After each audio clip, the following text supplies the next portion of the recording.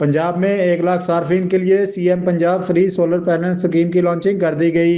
वज़ीर आला मरियम नवाज शरीफ ने CM Punjab free solar panel scheme का बाकायदा इफ्तिताह कर दिया।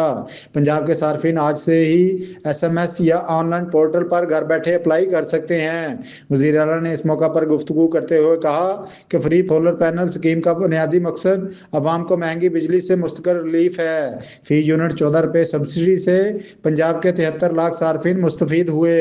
अवाम के वसाइल अवाम की सहूलत और रिलीफ के लिए ही खर्च होंगे।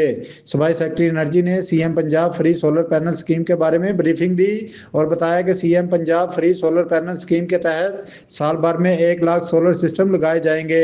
सुबह में माहाना 200 यूनिट तक सर्फ करने वाले सार्फिन को सोलर सिस्टम मुफ्त दिया जाएगा।